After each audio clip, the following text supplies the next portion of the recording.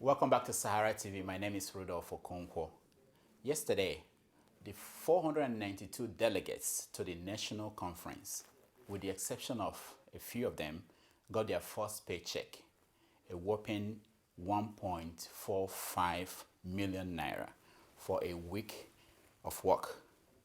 In continuation of our coverage of the national conference, we are pleased to have two delegates who have refused to accept the allowance of 4 million a month joining us today. The two of them are Pastor Tunde Bakare and Mr. Olisa Abakoba. We will begin with Pastor Bakare. Later on, Mr. Olisa Abakoba will join us. Pastor Tunde Bakare, as you know, is the overseer of the Latter Rain Assembly and was a vice presidential candidate for the opposition in the 2011 election.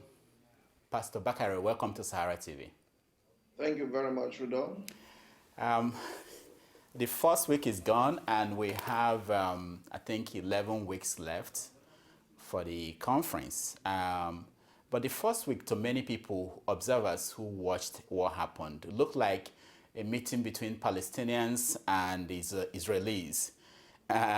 There were arguments about sitting arrangements, prayers, and things like that. How are things looking up from where you are? Well, so far so good. I do not think it was close to Palestinian and Israeli people meeting. It's a meeting of the creme de la creme of Nigerians from the east, west, north, and south of our country.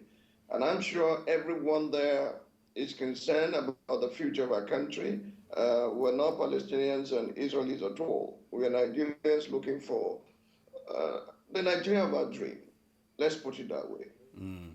Now, like I said at the beginning, delegates got paid yesterday 1.45 million. In a country where the government is having difficulties paying the minimum wage of 18,000 naira a month, what do you think about that payment to delegates? Well, to be very honest with you, the only reason I elected not to get paid is I see it as a service to my nation and giving back to the country that has blessed many of us in many ways. But living in Abuja can be very expensive. Probably the cheapest hotel there will be, the cheapest will be around 50,000 naira per month. Per day, minus the expenses of travel and eating and everything. So all fingers are not equal. I do not know how they quantify the figures and how they came by it, but I'm sure they put everything into it, including the hotel, accommodation for those who do not have homes in Abuja and who do not have relations to live with, transporting themselves from the venue to their hotel, and food and ticket expenses, etc., etc. I do not know, so I can't say whether it's too much or it's too little. How much it will cost per week? What they told us on the floor is they were being given 2 weeks allowance in advance. I do not think that payment was just for 1 week. Now, on the first week of the sitting, you had this encounter with the chairman where you challenged the prayer he was making, and as a result, now history will remember you as the man who turned the second stanza of the national anthem of Nigeria into a prayer. What is that about? Well, the first day of the inauguration, Mr. President spoke in clear English language that all the delegates could understand. And after a while, he asked the chairman of the conference for his own remarks. And when the former Chief Justice of the Federation got up, the first words were Arabic words that he spoke.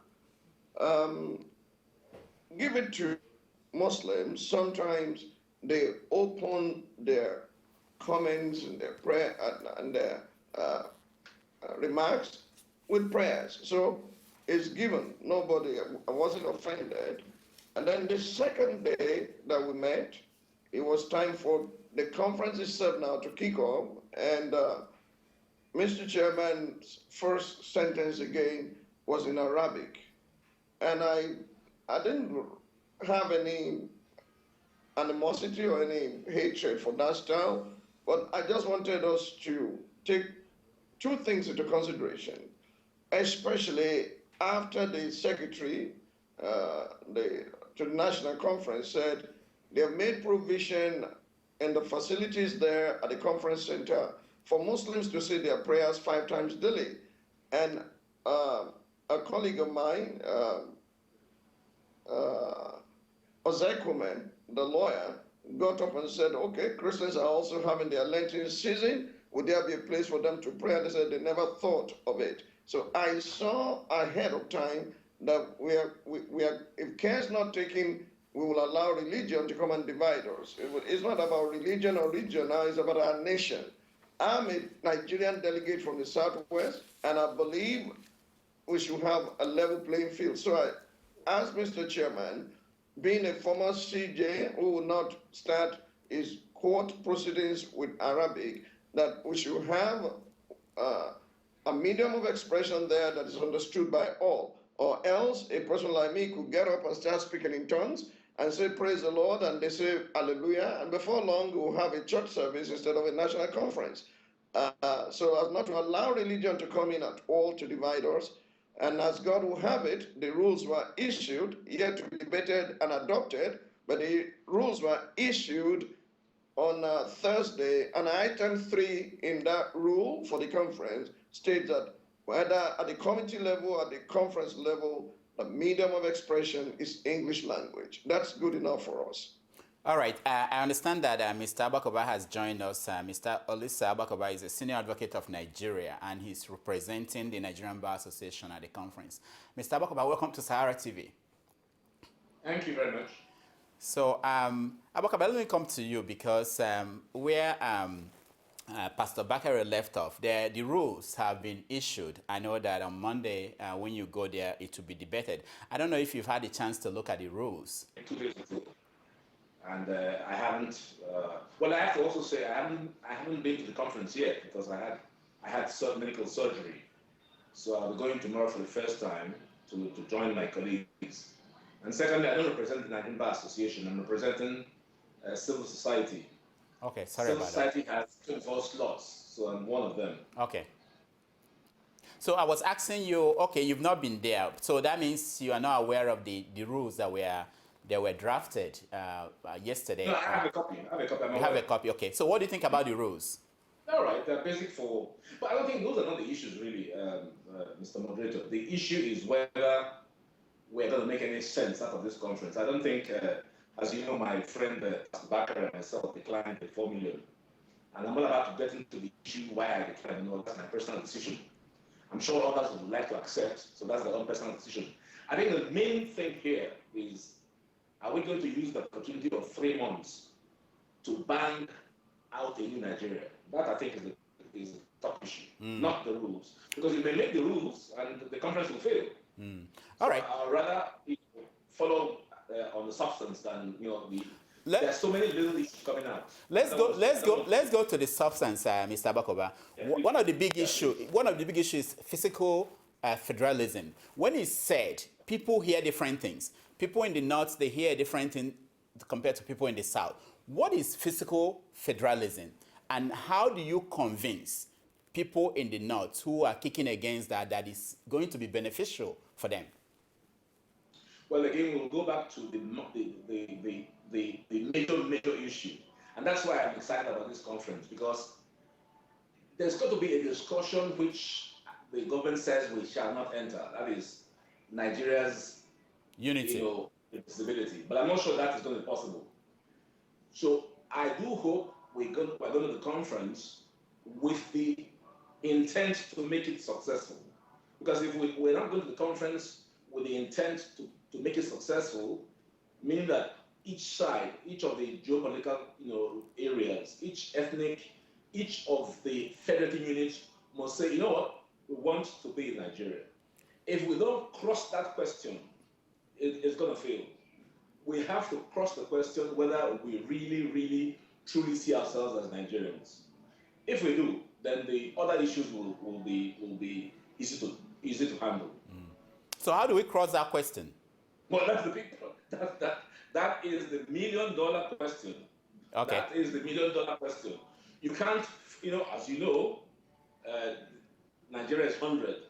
A lot of people say this is a geographical expression.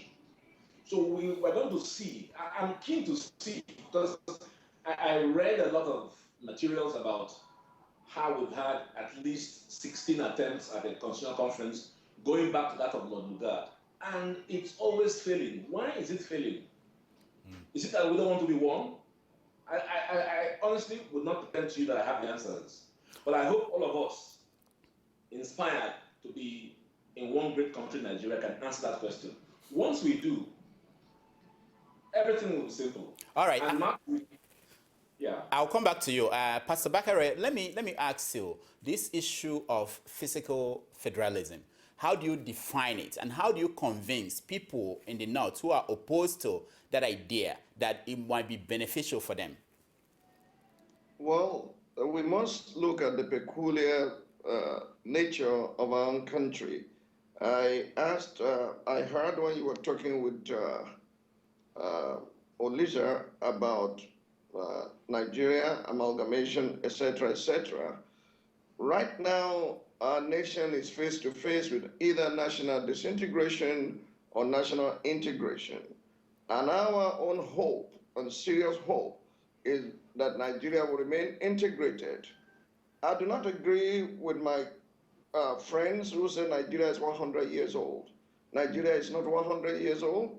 The amalgamation of the Northern and Southern Protectorate is 100 years old.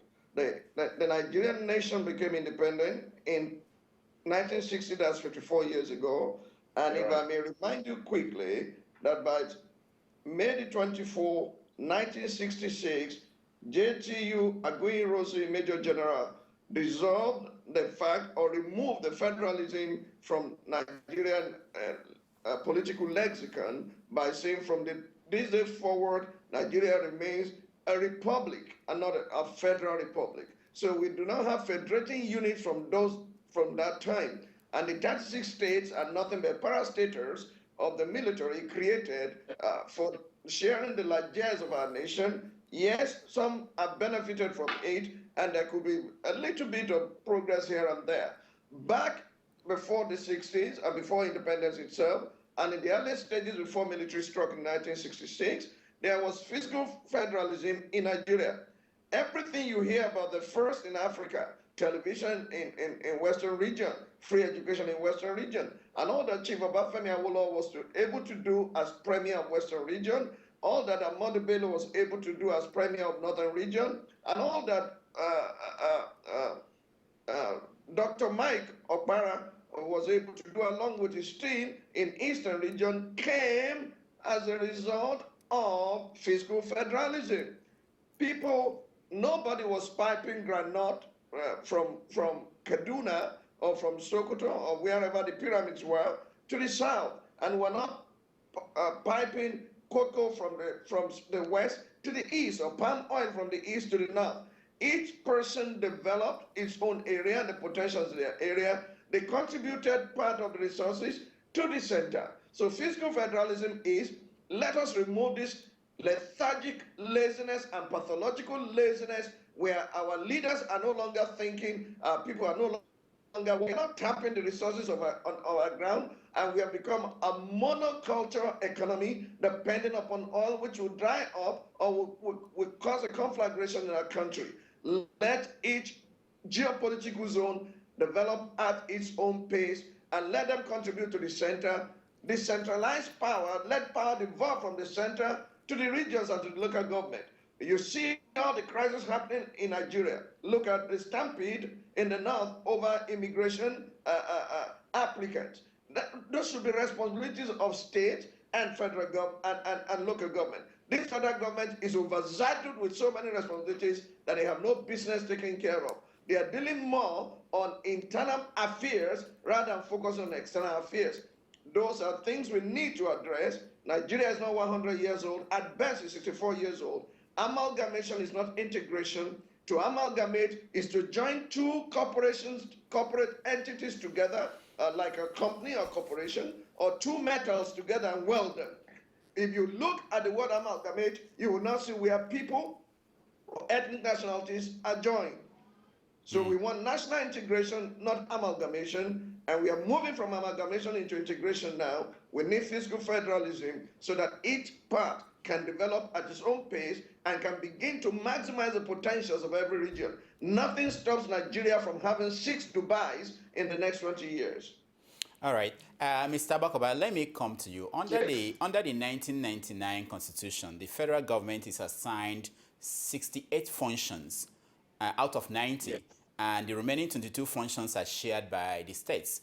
Are you for the reduction of this power that concentrates at the center towards the regions, or are you okay with the way the country is structured? And how do you convince those who are worried that by reducing the power, weakening the center, that you are weakening the country and it might disintegrate? No, I think what Tunde just said was conceptually correct, and I'll take up from there and say that everybody agrees. Even when I listen to the speech of the president and the deputy senate president and the deputy speaker, I think we all agree that we have a centrifugal federal system where the concentration of powers in Abuja is so overwhelming that it's a joke to call Nigeria a federal state. So what I would like to see in coming out of the conference, I'm going to push out for that, is massive devolution of powers. As you say, 68 items of power are in the exclusive list, but we also have a concurrent list. And I see 2 types of power here.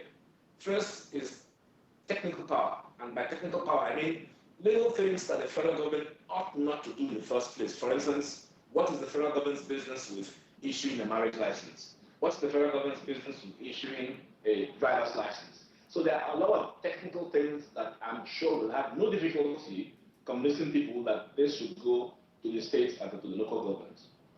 There will be other difficult issues like state police. State police is going to be a big issue. Governor Amenchi is concerned why the National Judicial Council would appoint a chief judge for River State. It's going to be a very big issue.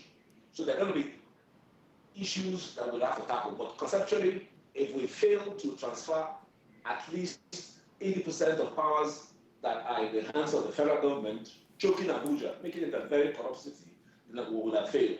So I hope to see massive devolution of powers from Abuja to the states. Okay, Pastor Bakare, let's look at one of the big issues, which is resource control.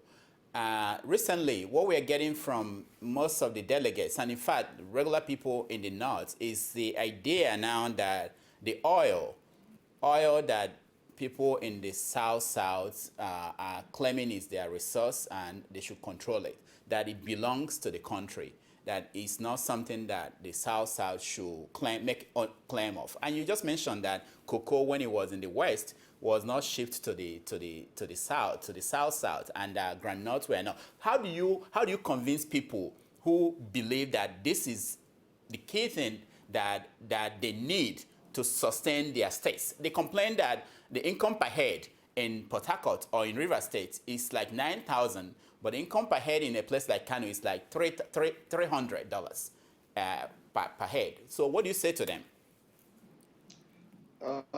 We must be careful at this stage not to quickly torpedo the good intentions of either the president who set up the conference or the good people who want to see a positive change in our country. Now, talking of resource control, we cannot just overlook the past or try to imagine that enabling legislations that have been put in place will just be wiped out overnight. We have to look at our peculiar situation. Number one, all the states created were created by military fiat. Hardly do you find 10% of the states in Nigeria viable. I want to remind you that Sir Ahmadu Bello presided over the whole of northern region that are now about 19 states from one-story building in Kaduna. Ditto for Chief Obafemi Awolowo in the western region before the Midwest was created. And we do not have over-bloated government like we have today. If we are going to go by resource control, certain things have to be put in place before that would happen. Because others, before they had their own resource, also benefited from the contribution of the people at the center. I hope I'm making myself clear. What I'm trying to say is 50% of derivation back then was contributed to the center, and you retain the rest.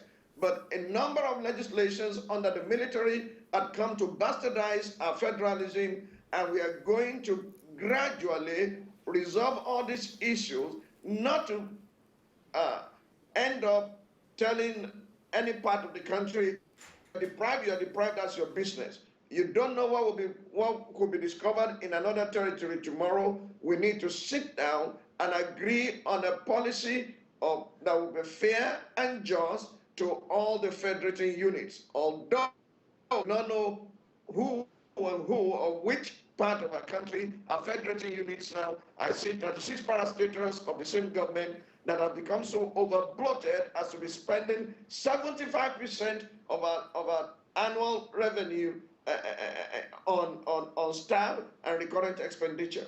Is a total disaster. And we need to define who are the federating units, what resources do they have, or else a part of the country will be totally deprived, and it would not be easy to agree to that, because once upon a time, when there was no oil, those who had cocoa, those who had palm oil, and those who had ground oil also contributed to the center, and what was contributed there was shared by all. Now it's oil today, it could be some other mineral resource tomorrow that will be in another state or another region. We are going to do it with wisdom so that nobody is totally deprived or disadvantaged. Okay, Mr. Bakoba, Bakare just mentioned that the states, 10% of the states are not viable. I want to know if it comes up in discussion there about the viability of the states, will you support the reduction of the number of states we have? And how do you convince states that are already in place to give it up so that they can join other states to be viable? Yeah, that's a good question. I remember in the beginning I said that this conference must be a conference in which we ask tough, difficult, challenging questions and answer those questions in an honest way. So we'll start by asking, is Nigeria a viable entity? And the answer is no. Why is it not a viable entity? It is not because the system is not designed in a way to enhance efficiency. So we devolve power, as we just said. The other thing is then to ask, if you have 36 states that are not doing well, what do we do? I think the answer is obvious. We have to collapse the states. And I think that's why Dr. Kwebe in 1995 suggested building 6 regions. So I'm very strong on regionalism. I'm very strong on restructure the Nigerian states into at least 6 geopolitical regions. Then it's up to the regions to decide whether they want to have whatever number of local governments or states they want. But the federating units, in my own personal view, and that will be the case I'll canvass, should be 6 geopolitical regions. And what do you think about resource control? Oh yeah, I agree entirely with Tunde. It's going to be tricky. We can't overlook what has gone in the past. So for me, I would say to the brothers and sisters in the Niger Delta, what do you really want? And what I've heard from them, and I have a lot of friends there, is they want to be recognized as owners of the resource. So I think the principle of derivation can apply to deal with the situation. They are presently getting 13% of the federal revenue. It may well be that in discussions, they may say, all right, well, we agree that it will be difficult to take 100% of these resources. But why don't you give us a bit more? So it's going to be a bit of haggling here. Now, would it be 15%, 20%, 25%? I don't know. But for me, the deviation and a possible slight adjustment upwards of what they're getting to recognize that the oil is flowing from their territory.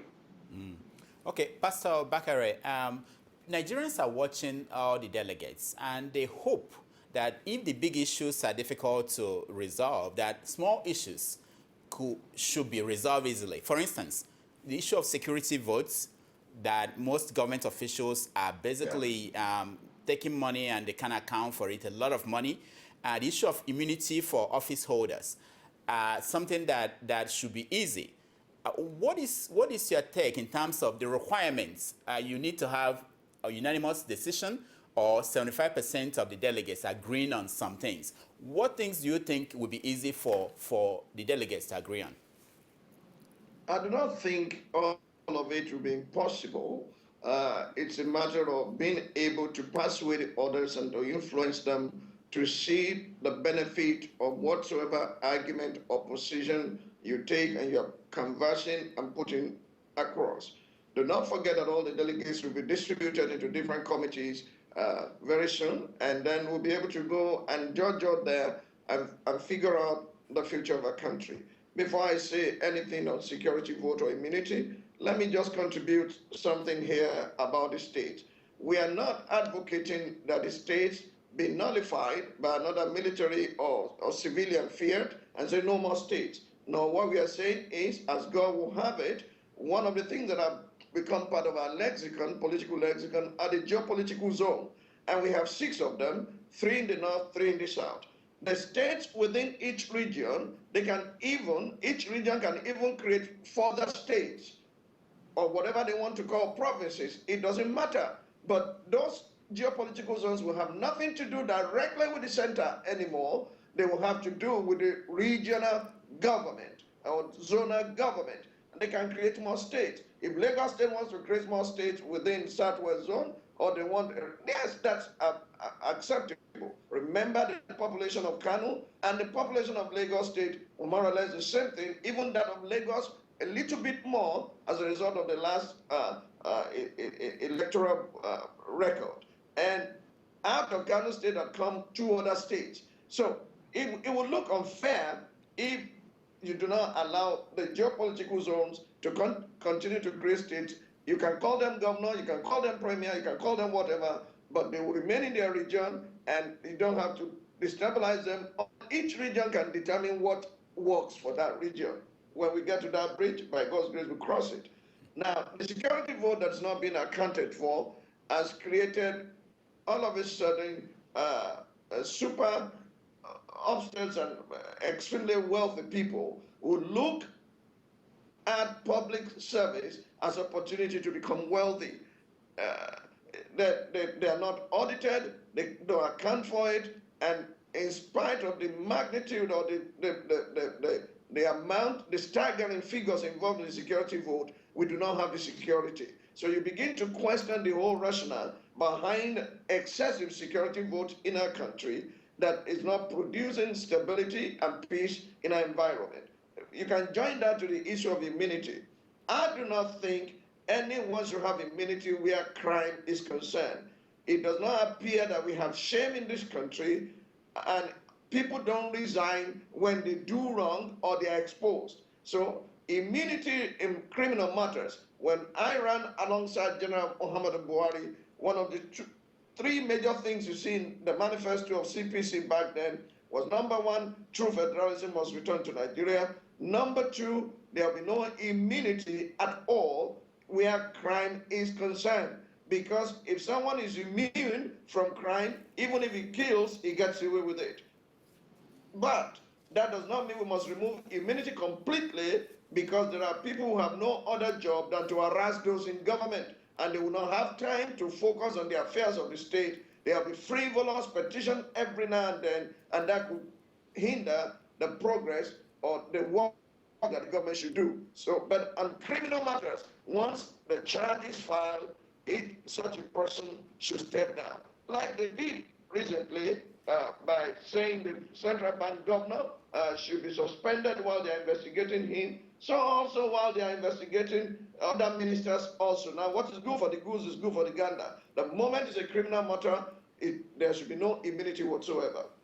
All right, we are really run out of time. Let me finally come to you, Abakova. Let me ask you, we are hopeful that the delegates will achieve something, but are you convinced that there is a mechanism to get these things, whatever resolutions you come up with, to become law? Oh, very easy. What the president has done is to invoke Section 5 of the Constitution that gives him inherent powers to do quite a number of things. And so what I think will go forward in terms of legal framework is that when we finish, of course, as you know, the president in his opening remarks said that it was up to the national conference to devise a method by which the deliberations can become law. So for me, when we finish, I think we should put our deliberations in the form of an executive bill. That's what we did in the Waste panel. I was a member of the Waste Electoral Reform panel. So what we did was to put our deliberations in the form of an executive bill and submit that bill to the president with a strong recommendation that the draft constitution should be subjected to a national referendum. When it passes that stage, it comes back to the president, who now forwards it to the National Assembly for enactment without debate. That's my own view of how the deliberations can become law. All right. And the National Assembly has two types of powers. The type of power the National Assembly will be called upon to exercise when the bill comes to it will simply be to delete the schedule to the present decree number 24 and replace it with the incoming constitution. It will not require actually the legislative assent of the 36 states, but that's a matter for another day. So the legal formula for making this work is not rocket science actually. All right, we have to stop it there here. Mr. Abakoba, thank you so much for joining us. Thank you very much. Pastor Bakare, thank you so much for joining us. My pleasure. All the very best. All the best. All right. That has been Mr. Olisa Bakoba and Pastor Tunde Bakare talking about the National Conference, which they are all members of. And we will come back. We will talk to Premium Times reporter who is covering the conference. And later on, we're going to talk to a Biafran movement member who is opposed to the conference and opposed to the whole idea of Nigeria. So stay tuned.